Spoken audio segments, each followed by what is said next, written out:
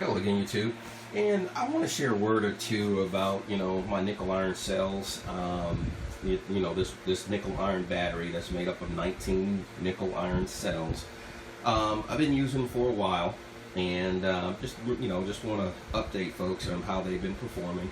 I am satisfied with them. I mean, they've done, they performed as expected, as advertised.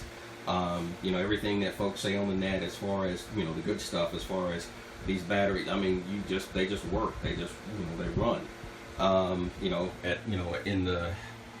When I run these things, I come and I look at this, battery's state of charge, it gets down to like maybe 15% state of charge. I don't sweat it, no problem. I set this meter up here, the remote, to, for voltage DC in and out and so forth, to basically go off grid at a certain, at a certain voltage and come back on grid when the battery reaches a certain voltage.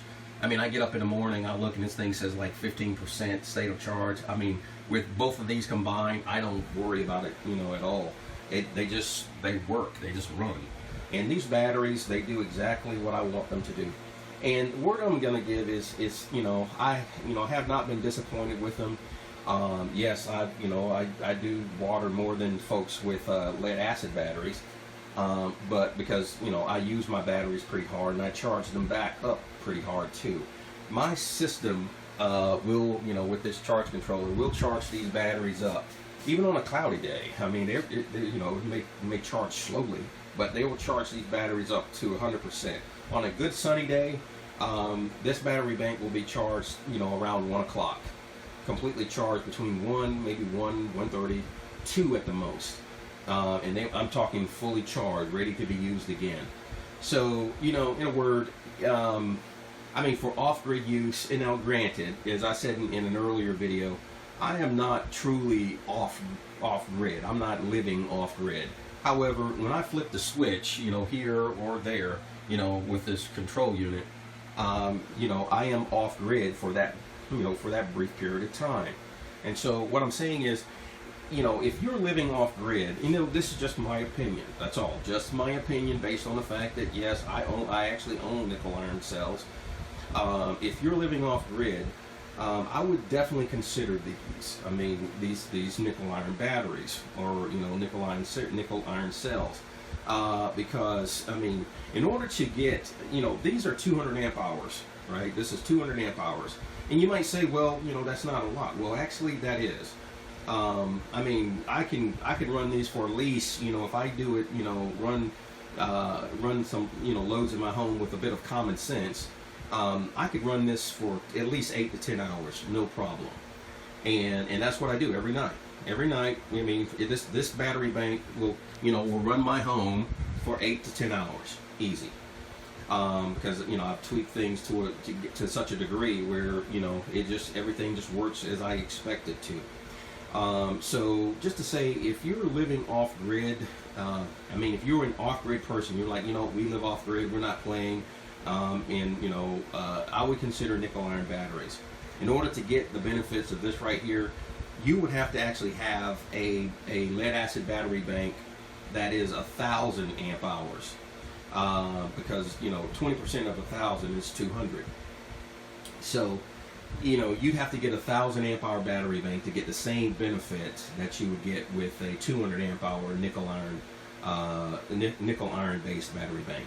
Now, I'm not really, I don't sell these things, so, it's like, but there are plenty of others that do sell them.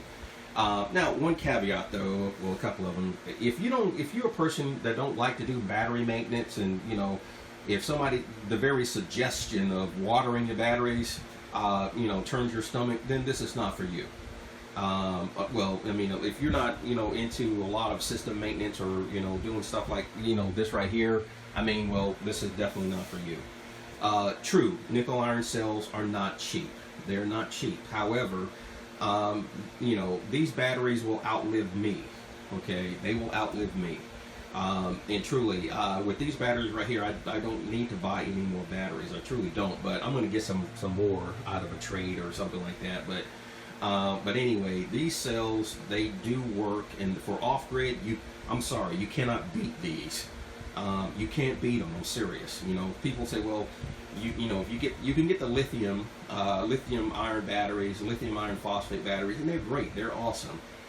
Because you get the power density that, you know, that lithium provides, you know, that instant power and so forth. But that's fine.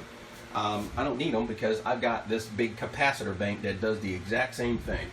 So, you know, and quite frankly, with nickel iron cells combined with this, I'm sorry, you can't beat this.